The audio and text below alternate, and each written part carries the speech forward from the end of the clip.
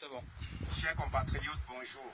Nous sommes ici aujourd'hui pour commémorer un triste événement, malheureusement, dans la mesure où nous nous indignons aujourd'hui une nouvelle fois parce que les autorités compétentes camerounaises ont abandonné l'un de nos compatriotes et nous sommes venus lui dire que bien qu'il soit enterré pratiquement sous X, inconnu de l'homme, mais qu'il n'est pas inconnu de Dieu. C'est pourquoi nous sommes venus, comme chaque année, une nouvelle fois aujourd'hui, nous indigner face au silence froid de nos autorités camerounaises. Donc, je voudrais tout simplement ici attirer leur attention pour leur dire que est-ce qu'il serait nécessaire à chaque fois qu'il faille poser un acte patriote, un acte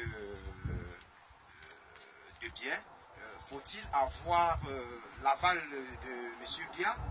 Je ne comprends pas ce silence froid de nos autorités qui ont abandonné ce jeune qui est arrivé malheureusement dans le train d'atterrissage d'un avion de la Camer. Et n'eût été la magnanimité de la mère de Morega, nous n'aurons pas eu la possibilité de venir chaque année lui dire qu'il n'est pas vraiment abandonné. Donc, et mon message, je voudrais profiter de cet instant pour m'adresser déjà d'abord aux autorités pour leur dire que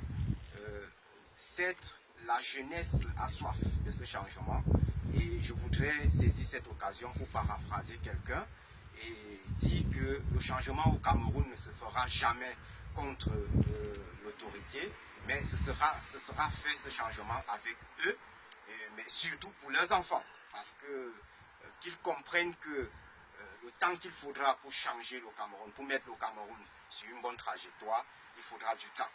Donc qu'ils pensent que eux, à leur niveau, ils auront des enfants, ils auront des petits-enfants, s'ils ont à un moment donné pensé qu'ils iront s'exiler dans un autre pays, dans un paradis, dans des paradis fiscaux, libre choix à eux. Mais j'attire leur attention que viendra un moment, un jour, où leurs enfants, leurs progénitures, voudront bien rentrer au Cameroun. Et qu'ils se disent dans quel Cameroun voudraient-ils rentrer. Et j'attire aussi l'attention de la jeunesse camerounaise pour leur dire de ne pas baisser les bras. Ils sont, nous, la jeunesse camerounaise, nous sommes 70% de la population active. Et je profite de cette occasion solennelle pour leur demander de s'inscrire massivement sur les listes électorales. Parce que nous savons que le régime de M. Biya gagne généralement des élections de manière fausse ou très souvent avec des scores à la soviétique, avec un électorat de 3 millions. Or, le potentiel électoral aujourd'hui est au minimum de 14 à 15 millions. Minimum 14 à 15 millions. Donc il suffit à la jeunesse de dire nous voulons un autre Cameroun, nous voulons une autre trajectoire pour notre pays en s'inscrivant massivement sur les listes électorales et le moment venu qu'il donne un bon carton rouge à ce régime octogénaire, ce régime qui ne pense pas à la jeunesse, à ce régime qui tue la jeunesse. Donc un régime qui tue la jeunesse n'est pas un régime qui pourrait mener le Cameroun sur des meilleures voies. Donc je voudrais donc dire à la jeunesse camerounaise de se prendre en main. C'est une masse critique. C'est le moment est arrivé de dire que nous n'en pouvons plus.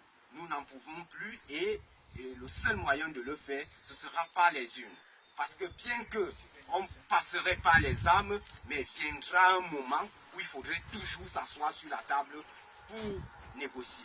Donc pour éviter ces moments tragiques et ces moments douloureux à notre pays, j'invite donc la jeunesse camerounaise à s'inscrire massivement sur les listes électorales. Je vous remercie. Merci le camarade Gervais.